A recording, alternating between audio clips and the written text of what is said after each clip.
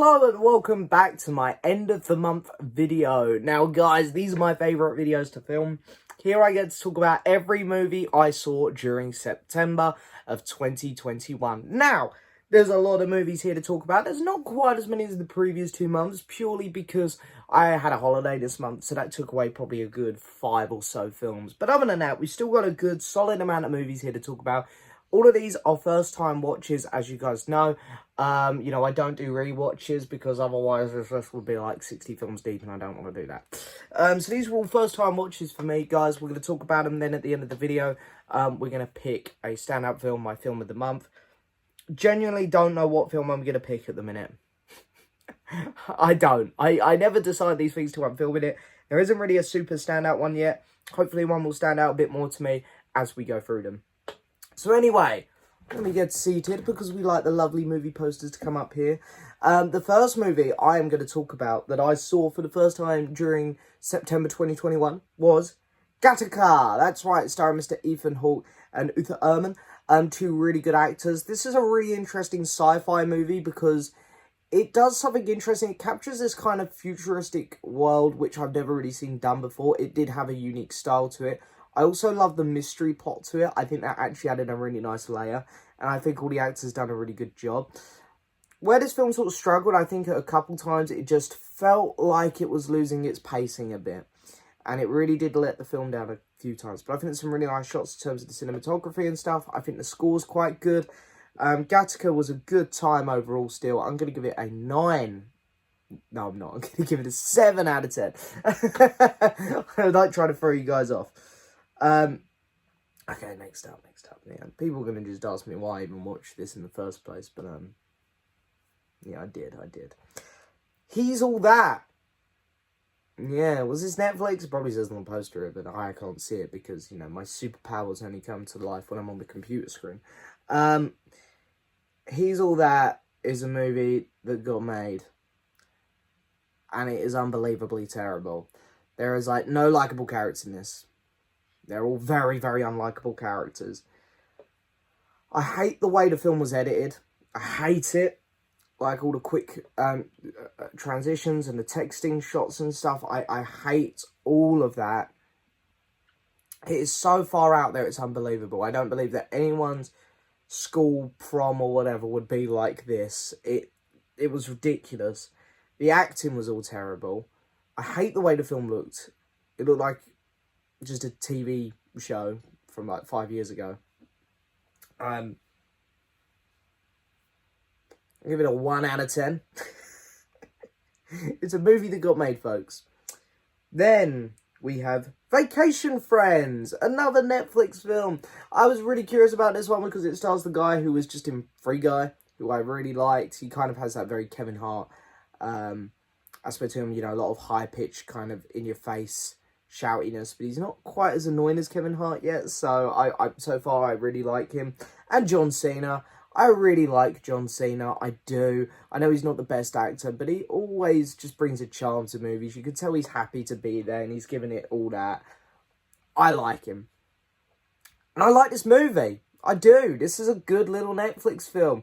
Does it do anything special? No. Does it have anything groundbreaking in it? No. But it's fun. It's a fun time. I enjoyed all of their characters. It got a few laughs out of me, which is exactly what this film's meant to do.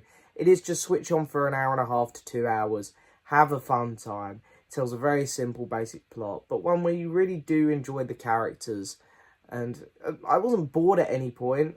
I just had a really fun time with it. Yeah, there's some unbelievable stuff in it, but it's an American comedy film. It's gone straight to Netflix. You get what you're given here. And you know what? I had a fun time with it. I'm going to give it a 6.5 out of 10. Okay. In preparation for Dune, which I'm seeing next weekend, I think, which I'm buzzing about. The new one. I watched the original, the David Lynch one. This is my first David Lynch film. 1984. Now, I know some of you are going to be saying, don't judge Lynch on this. And I'm not, because I know the guy's done other stuff. Those of you who watched my last Blu-ray Hunt video, you'll see I picked up Eraserhead and the Twin Peaks movie. So don't worry, David Lynch, going to carry on with him. I'm going to give his other stuff a watch. And before Twin Peaks fans start shouting at me how to watch it, I know, first 2 seasons, then the movie, then the 3rd season of the Twin Peaks show. I know. But Dune, 1984, let's talk about this one, because this film was bad. Really bad. This was really, really something. I got to bring up that shot, because I even put it on my Instagram story, of where Patrick Stewart's fighting the main guy in, like, CGI blocks. And it is one of the worst things I've ever seen. Like, ever. I've seen movies with bad CGI, but this is a top 5 bad CGI moment for me. It looks horrendous. Like, I put it on my story, and I, honest to God, had about 20 people message me, go, oh my God, what is this from? This looks atrocious. People could try and defend it, but I ain't listening. That was something truly, truly terrible. The movie itself, the pacing is awful. It's incredibly boring. The dialogue sucks for the most part. And it reminded me a lot of the Star Wars prequels and how the dialogue come across. It was very much like, oh, you've got to do this. Oh, I've got to do that. It was very wooden. But where the prequels get away a bit more is it's a much faster paced movie, and there's a lot more action, and there's lightsabers, and it's fun. This is very flat, very empty. There's nothing that eye-catchy in it. The movie is just dull, and it's a very, very poor sci-fi movie. There's no doubt in my mind the new one's going to be better. I can tell you that now. Dune can have a 3 out of 10. I think it's a really pretty bad movie. Then I watched for the first time ever. Yep, I know, this is going to surprise some people. Collateral. Sorry, Mr. Tom Cruise and Jamie Foxx. I've had a few people recommend this one to me over the years, and it's the first time you really get to see, it was the first time I really get to see Tom Cruise play a villain that wasn't a bald guy dancing to some rap music in Tropic Thunder. If you can class him as a villain in that movie. But wow, the performances here are incredible. Jamie Foxx, you know, the guy continues to show why he's a great actor when he wants to. Then he'll go do something like The Amazing Spider-Man 2. But when he wants to, this man can be incredible. You know, you've only got to look at Django Unchained, Collateral. They're great examples now. He's fantastic in this movie. He's absolutely incredible. I was rooting for this guy all the way. Tom Cruise, wow. Normally you just love Tom Cruise. That's kind of his persona in his films. But here, you know, you don't like the guy. He's not the nicest of chaps, and you're rooting for him to lose, which makes a change for Tom Cruise. The film itself moves really well. Got a really good story to it, really unique. And yeah, it's just a really fun time. I'm going to give it an 8 out of 10. I'm going to be quick on this next one. Halloween 2 from 2009, the Rob Zombie Halloween 2 remake. This film sucks. It's terrible. I hate really everything about it. It is... the dialogue is awful. The acting is terrible. The kills are boring. It looks like no one wanted to make this movie. Like, the film is just... It's so long. It feels so long as well because the story just isn't developing. Just honestly felt like no one wanted to make this movie, including Rob Zombie. It's like, okay, we've got to do another one. Let's just have him kill a few people and that'll be it. We'll be done. This movie sucks. I hate it a lot. It's probably the worst Halloween movie. Really bad. 2.5 out of 10. It sucks and I hate it. Then we've got Friday the 13th Part 2. Now, the Friday the 13th films, I watched 4 of them, I think. 3 or 4 of them this month. So they've sort of blurred together a bit in my head. So Friday the 13th Part 2, I remember enjoying this. It was, you know, it had some good kills in it. Again, we're still waiting for Jason to put that bloody mask on, but he's running around with a bag on his head. Remind me of Scarecrow a bit from the Batman comics. And like the Christopher Nolan Batman Begins movie. But he looked cool still. He looked cool. And I kind of liked the ending. I thought that was interesting how they sort of, how the main surviving girl sort of got Jason to stop. It was an interesting movie. I enjoyed it. I'm going to give it a 6.5 out of 10. Then we got Angels and Demons. Yeah, that's right. I'm still going on with these. What was the first one? Da Vinci Code. I found that a bit underwhelming. Angels and Demons, I more or less have the exact same feelings on it. But I think I actually preferred Angels and Demons a little bit. I think I was a bit more invested in this one. Just because I found some of the side characters a bit more gripping. Skarsgård in it was really good. Sort of had a feeling there was something off about him. Ewan McGregor as the priest was really good as well. But overall, these films haven't held my attention as well as I thought they would have. And I know the third one up, Inferno, is meant to be the worst of them all by quite a stretch. So I'm not particularly looking forward to watching Inferno, but I'm going to do it at some point.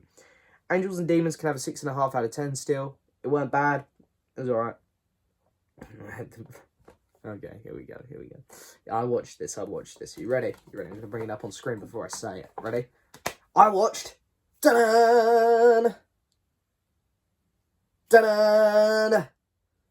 Dun, dun, dun. I don't know why I'm doing that. I watched the new Cinderella film. Yeah, I did. I sat through it. This was the morning before I went to Cardiff. And I was seeing Shang-Chi at the cinema before I went to Cardiff. So I woke up like an hour earlier than I normally do. I was like, I don't want to watch this in Cardiff with my mates watching me watch it. Because I'm going to get seriously judged. Even though I'm going to go say it on YouTube. And I'm going to get judged by many more people. But anyway, we roll. So I woke up an hour earlier than I needed to. I went out of my way to watch this movie. That's what I'm trying to say. Don't know why. I really don't. I knew it was going to be bad. And guess what? It was bad. So Camila Cabello, I can't remember her name off the top of my head. You know, she's a singer. She's not my style of music, but I respect her. She's got a good voice, I guess. Yeah. Why they cast her in this, I don't know. Well, I do know. They wanted to go for a very modern approach on Cinderella, and it doesn't work. These pop songs don't fit this movie. They don't fit this story, I think is a better way to say it. They don't fit this story. And I don't like any of the songs in it. I've got a soundtrack playlist up. Whenever I watch a new musical, I add songs to it because I like my musicals. You know, in The Heist, I added half the songs from that on there. You know, even Eurovision Song Contest, the Will Ferrell one, even that got a song added to my playlist. Not one off this movie. Not one. They all sucked. And I think that's why they cast her, because they wanted that style of music. And it just doesn't work with the Cinderella story. It doesn't. Cinderella is a classic tale, not this modern heap of shit. The casting all round was pretty terrible. Pierce Brosnan, I don't know what he was doing in this movie. James Corden. At first I thought it was just his voice as a mouse. I was like, I can deal with this. And then he shows up with two other British comedians, which felt very out of place in this movie. God. The sets and the costumes were not good. The film didn't look nice. Went on for too long. The acting was piss poor. I'm going to give the film a 3.5 out of 10. Wow, we're watching some bad movies this month. Wow. Anyway, Shang-Chi and the Legend of the Ten Rings is next. I'm going to be brief because I reviewed this in detail. Finally, a new Marvel film that isn't a prequel. This was so exciting, this movie. Went and saw this in IMAX. It was bloody brilliant. I had a great time with this film. Shang-Chi, great new addition to the MCU. Fantastic villain in the Mandarin. Really great story. The last act, I know some people say it's messy. I completely disagree. It blew my mind. You know, the action sequences were so fun. I was just having so much fun. I was like, I can't hate this. It's just so fun. Yeah, it's ridiculous, but it's great. I love the fact that we're at this stage in the MCU. You know, we're not just dealing with, here's Iron Man, here's Captain America. Don't get me wrong, love those characters. But here we're just seeing so much stuff and it's great. It's great fun. There was a few shocking moments. The score was good. Really well paced. The action sequences were really fun. The CGI for about 90% of the movie was good. Yeah, 8 out of 10. Really, really good film. Next up, Godzilla versus Space Godzilla. That's right, still going on with these. You know, we're getting through the Godzilla films. This was good fun. I liked it. I liked the design of Space Godzilla. And I think with this era of Godzilla, the Heisei era, they really took their time to figure out that what people wanted was just see the monsters fight. Like the earlier ones, there was loads of human stuff. And the later ones of this era, it's just monsters fighting. And it's so much better. Because that's what I watch these movies for. This movie was great fun. The action sequences were really good. The fights between Godzilla and Space Godzilla were really, really brilliant. You had Mothra showing up. I think this was the one with Mothra. I watched a couple this month, so they get a bit blurred. But yeah, I had a fun time with this. 6.5 out of 10. Then we have a film which a lot of people have been talking about. Malignant.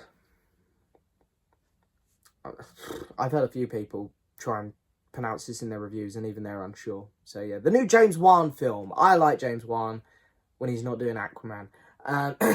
He's a good director. I really do like the first two Conjuring films. They scared the absolute crap out of me, and I'll never watch them because they terrify me. But they're both really solid movies. Here, I love the approach he's gone for. He wants to create his own Freddy Krueger or Michael Myers or Jason. He wants to create his own staple big horror character. And he's done it here, I think. And I really do hope this gets a sequel. I want to see where they can go with this. I want to say the lead actress does a really good job. The film gave me a few scares. I thought it was it was stupid, but it was also really cool what they done with the monster. The monster looked ridiculously stupid at times. Like, I did have a couple chuckles to myself when it was sort of on the table. I don't want to give too much away for people who haven't seen it. It's on the table going, I was like, that looks really dumb. But, you know what? It worked for the character. And you look back at some of these old Nightmare on Elm Streets and, Friday the 13th and Halloween and Chucky. And there's loads of stupid stuff happening in the early ones of those. But they're regarded as classics now. And I think this one here is going to go over well. I think people are going to see what this film's trying to do. And I think it does a good job at it. I mean, this is a really solid movie. There's some silly stuff in it, but it's fun. I'm going to give it a 7.5 out of 10. Then we got Seed of Chucky. Yeah, Seed of Chucky. This is the one everyone told me was bad. And you know what? It is bad. It's a bad movie. The story is ridiculous. The acting isn't great at all. The kills are not their best. But I find Chucky absolutely hilarious. And he is so funny in this movie. He has some lines that absolutely killed me. And for that reason, I was enjoying myself during this movie. I think there are some aspects to do with this movie which actually work. Yeah, I know. I thought I was going to hate this film too. Are you surprised? There are some aspects in this film which work. There are some which really don't. But I didn't dislike this movie, so I can't give it a negative score. I'm going to give it a 5.5 out of 10. It's not that bad. It's not. Okay, Friday the 13th Part 3. So, I don't know, Friday the 13th Part 3 sort of felt like it sort of come back round to the first film a bit more. And here we get to see Jason in his mask, which was very cool. Some of the deaths were a little bit silly again. But, these films all kind of gelled together for me. They all feel kind of very, very similar. But, yeah, I still enjoyed this one a lot. I think I preferred it over the second one. But yeah, I'm going to give it a 6.5 out of 10. Then we have the new Netflix film, Kate. Just want to insert like a clip here from Killing Eve of Jodie Comer going, boring. Because, yeah, that's the best way to describe this movie. It's boring. The action sequences are in, yeah. There's some weird camera angles they tried to do during the car chases. And I was like, it looks cool, but at the same time, it looks really bad. I just don't know how to feel about it. I just don't know how to process those shots. I don't know if I like them or hate them. I just thought, like, what was the point of getting, like, Woody Harrelson for this? He looked like he didn't want to be there. The lead actress, whose name's escaping me in a minute, I really do like her, but she was kind of flat in this movie. I don't know, I just weren't feeling this film. Thought it was a bit near. I'll give it 4.5 out of 10. Then we got Godzilla versus Destroyer, which is the last one in this era of Godzilla. Yeah, it's the last one in this era of Godzilla. So yeah, kind of sad in a way, but it was also kind of poetic. I think it actually ended this little series on a really, really good note. The action sequences were great. Again, they didn't really mess about too much. They got straight to them, lots of cool fights. I think did I prefer it to Space Godzilla? I think I preferred the fights in Space Godzilla, but I think I preferred the overall plot of this film. Godzilla looked amazing as well in this one. Yeah, I'm going to give this film a... I'll go 6.5 out of 10. It was entertaining. Okay, the last Friday the 13th film I have to talk about today is the final chapter, the fourth movie. So this one here, they sort of tried to round it up. We're gonna end things, but of course these films make too much money, so we're actually gonna make like another 20. It's funny when you buy these box sets, because I've actually got it handy right here. You know, you buy this set, and you see halfway through the collection, the final chapter, and it's like, you do have to chuckle to yourself a bit. It's like, why do you guys write yourself into this when you damn well know if the film does well enough, you can do another one? It's like if George Lucas had called the second Star Wars film Star Wars The End, or End of the Empire, and then it's like, oh wait, shit, that one made a lot of money as well. We're gonna do another one. Anyway, so yeah, the film is it's good. Again, they sort of all feel the same to me, these four. I didn't really have a favourite out of them. I didn't have a least favourite. They all sort of gel together. They all sort of feel similar. They all follow the exact same formula. And they're entertaining, you know, they got some good kills. Jason's fun to watch.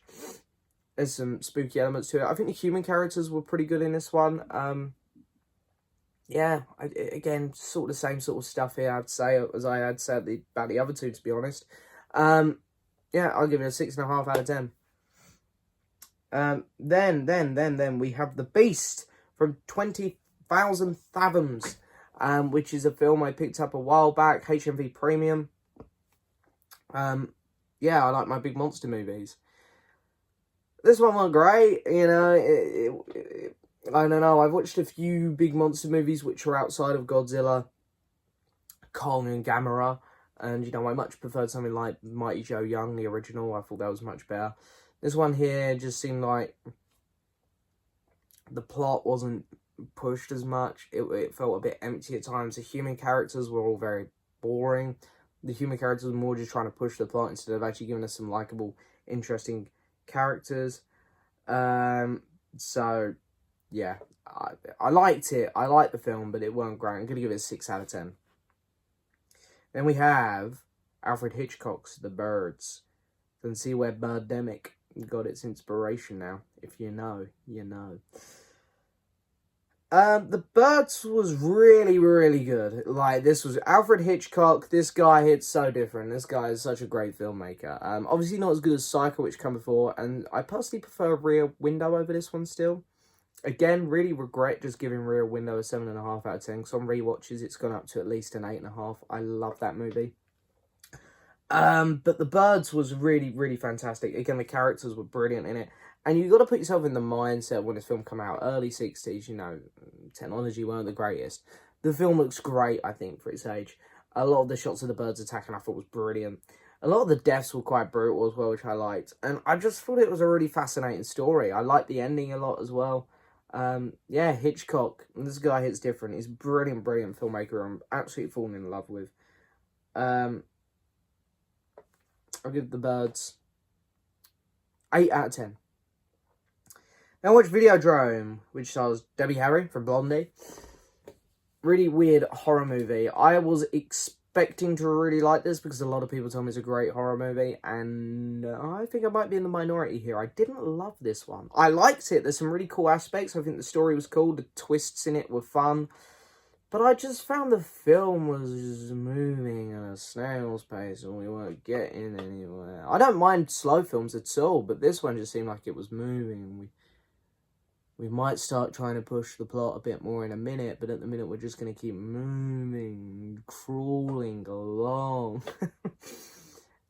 So I don't have too much to say about this one. I thought the lead guy was great. Debbie Harry, you know what? She was pretty good in this movie. I thought, you know, she's, you know, popular 70s singer. I didn't think she'd be great in this, but she was actually pretty damn good. Shame she didn't do more movies. Yeah, it was a good movie. I enjoyed it, but I think I had it hyped up a bit too much for me, so I'm going to go 7 out of 10. Then we got King Kong from 1976, starring Mr. Jeff Bridges.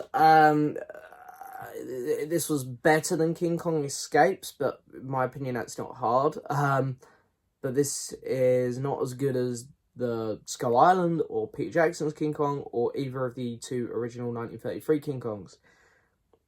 There was a bit of an emptiness to this one. However, one thing I'll say is, because, you know, 1976, we're right at the end of the show era of Godzilla. And we've had the King Kong suit from Escapes and King Kong versus Godzilla. This is one of the best suits I've ever seen. Like, the King Kong costume, in my opinion, I spoke about this last month when I talked about King Kong Escapes. The King Kong suits sucked in those two movies, in my opinion. I thought they just looked really goofy, didn't look realistic at all. It didn't look like a monkey. It didn't. This suit was awesome. This was great. This was one of the best monster suits I've ever seen. So I'll give the movie that. Otherwise, the film itself, you know, the film when you see these remakes, you know, this is the third time I've seen this story now. You've got the original, which is great. Peter Jackson's, which I think was really good. It done a great job at capturing that original story and making it feel fresh. This one doesn't feel that fresh. It feels just like a genuine copy and paste. And it's like, I found it a lot boring. It was a lot slower. I just wasn't super interested in this one. It was sort of all unfolding the plot and stuff, and I was like, yeah. So I'm going to give this movie a 6. I'll be kind, 6. It's not bad, but it just really didn't do anything to grip my attention. Then I watched War Dogs. This one comes at a recommendation from my good friend Luke. It's on Netflix. It's not a Netflix original, but it's on Netflix. Starring Jonah Hill and... Oh, I had his name. I just thought of it. Miles Teller. I had to look at my Whiplash. We're ready for that. And I really enjoyed this film. I thought the plot was really fascinating. The two lead characters, how they were sort of polar opposites, were absolutely incredible. They worked so well together on screen. I liked how their relationship took a real dramatic change. I wasn't expecting that. I didn't see it coming.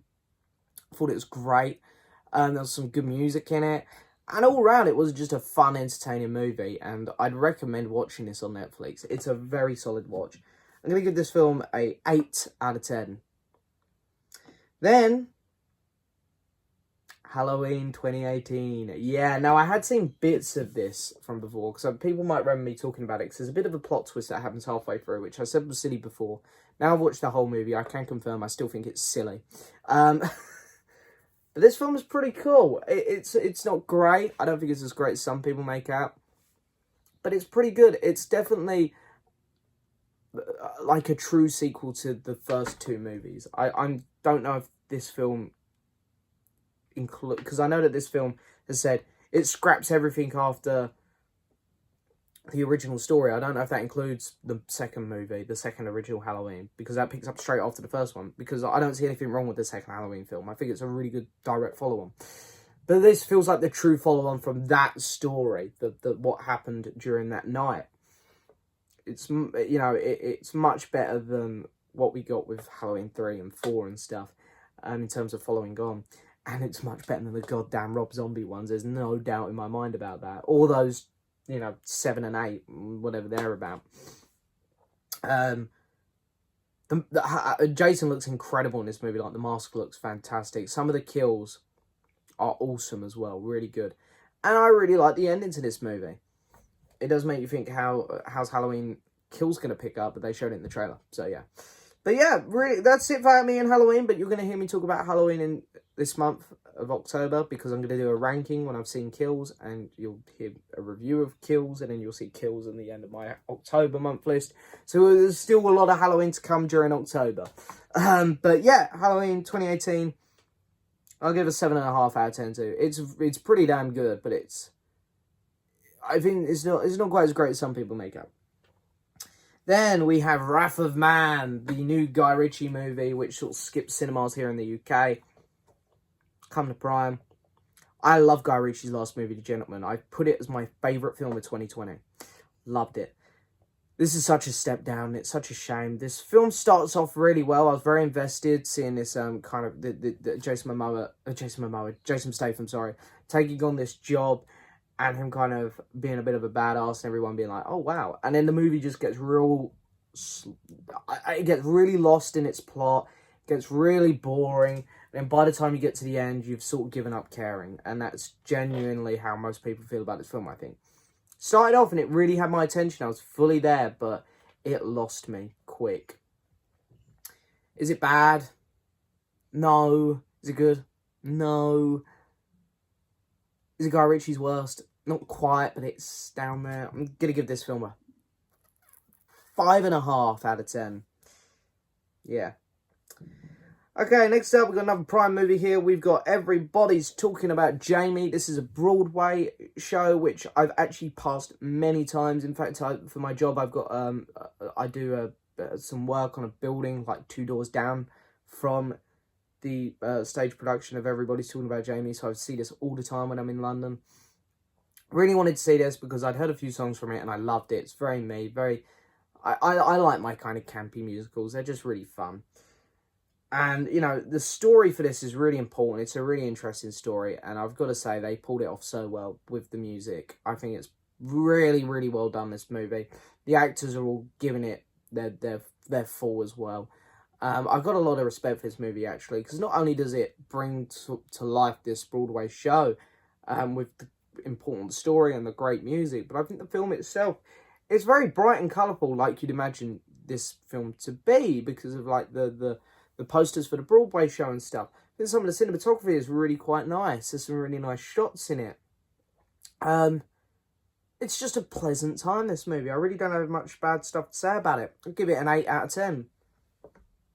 Here we have Night Books, another Netflix original, starring Kristen Ritter, who I'm a big fan of, who most people probably know from Jessica Jones and Breaking Bad.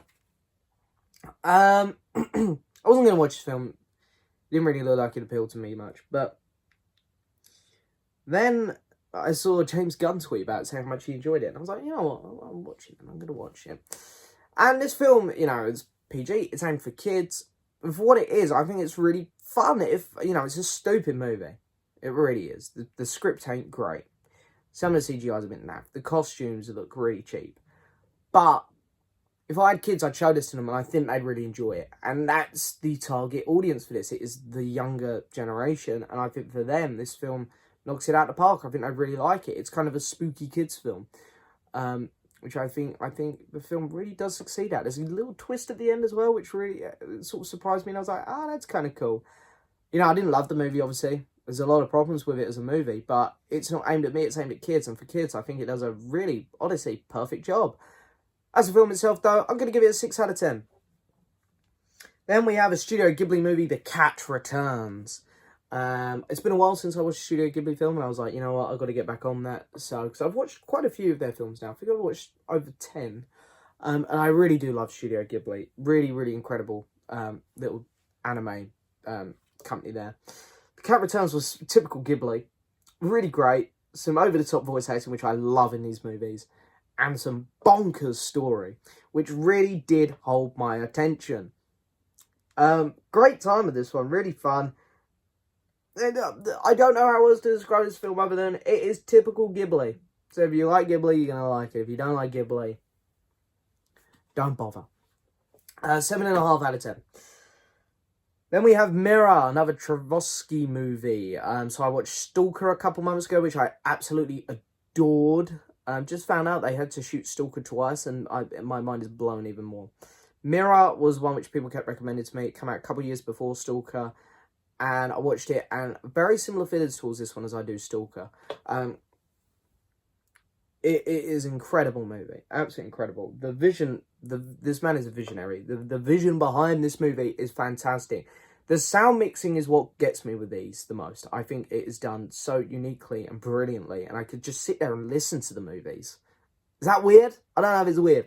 The cinematography as well is gorgeous, absolutely gorgeous, and the acting as well is also pretty damn brilliant. My only complaint with these movies is while I absolutely respect them so much as movies, and I admire them, they're brilliant watches, I don't find them super rewatchable. I can't go back to these types of films very much. And rewatchability does play into a big part with me in films. And fun also plays into a big part with me in films. If I'm not having fun, then it does dampen it. And these films, they're very slow. I can say at times they're not the most fun movies. They're not meant to be. So that's why I'm not going to give this film like a perfect score. Because as a film, it's up there. I don't think it's completely perfect. But it's up there. It's very close. I'm going to give this film an 8 out of 10. I know some people are probably going to want me to go higher. But I genuinely just don't think I can go higher, me personally. Then we have my very good friend, Mr. Jack Logan's going to be happy to hear this. A Local Hero. Finally did it. Finally watched it. Now, Jack don't really want me to talk about it much, so we'll just say 3 out of 10 and move on. I'm kidding. I loved this movie. This was great. My boy Pete Capaldi in this, looking young and fresh and so cool. I love it. The story to this one was just really heartwarming. This was a beautiful little Scottish movie. I really got invested with the story, and the characters were so fun as well. They're so nice. This is just a real nice, heartwarming movie. And it's here on the shelf somewhere. Here it is. What a great little time. I really did get a kick out of this. It's very innocent, very charming. I'm going to give it an 8 out of 10. Then we have The Kid. Now, the oldest movie I think I've ever seen. Charlie Chaplin. Silent film. I sort of grew up on Laurel and Hardy. So, this style really hits the heartstrings for me, the nostalgia strings. I'm going back to my childhood. I'm in my grandparents' front room watching Laurel and Hardy because it has that same feel. You got the bowler hat. He sort of dresses in the same stuff. You've got that fun music playing in the background and the over-the-top reactions to things. And I love that. It pulled me right back to my childhood. The Kid was absolutely fantastic. It's hard to judge this film compared to other films which we've talked about today because we've gone from something really new, like Shang-Chi, and we're going to talk about No Time to Die in a second, to something that's, pushing 100 years old. I'm going to give the film an 8 out of 10, though. I genuinely feel like, wow, this film blew my mind. It just took me back to my childhood, and I loved it. And the last film I have to talk about is No Time to Die. 1 second, I've just literally locked my iPad with the list of films on, but I still realise I need to pick one for my film of the month. But No Time to Die, I've done a full review of this, which I'm sure a lot of you guys have seen. As a Bond film, it's bloody awesome. As a film, it's bloody awesome. It works really well. Like, the action sequences are really good. They do a lot of cool stuff with it. For it being the longest Bond film, it moves really well. Good pacing. Interesting story. Choreography was great. But as a Bond film, I don't think it works super well. There's some big issues I have with this movie. There's some decisions that they made which were bold, but I really just don't agree with much. You'll have to go check out my full review for more information on that, or to get some more background on it. I'm trying to be brief with this one. I'm also trying to pick a film here. But yeah, no. 7 out of 10 still. I still, I filmed my review, funny enough, about an hour ago. So I still feel exactly the same. But yeah, No Time to Die. Go see it in cinema. Make sure you see it in IMAX as well. Okay, so there we go. There's all the films I watched this month. Not any absolutely incredible, 9 out of 10s, because there's normally 1 or 2 9 out of 10s. This month, I don't think I had that. In fact, I'm really struggling to pick a film here, if I'm being completely honest. I've got 1, 2. I got sort of 2 in mind here. Okay. So last month's film of the month was Psycho, and this month's film of the month I'm gonna give to The Birds. It's a bit, I think I easily could have watched something else which could have probably knocked The Birds off a bit here. I loved it. It's a great movie. But it's not quite like a 9 out of 10 Psycho level for me. I was tossing and turning between this and War Dogs, actually. So, guys, go watch War Dogs on Netflix, because that was super fun. And, Shang-Chi was also sort of looking out at me a bit, because I really did like Shang-Chi, I've got to say. Everybody's talking about Jamie, was also staring at me a bit. And Mirror and Local Hero, I've got to say. But I've gone with The Birds because, wow, you got to put yourself in the time again when this film was made. What it done was incredible. And Hitchcock is just genius. Really am falling in love with the man. But anyway, there we go. That's it for this video. That's another month done. That's another nice long video for you all. If you've watched it, well done. If you sat through it all, well done. You deserve an award. Wow. But anyway, thank you so much for watching. As always, guys, don't forget to hit that subscribe button, like the video, leave a message. And as always, I'll see you next time for another video. Bye-bye.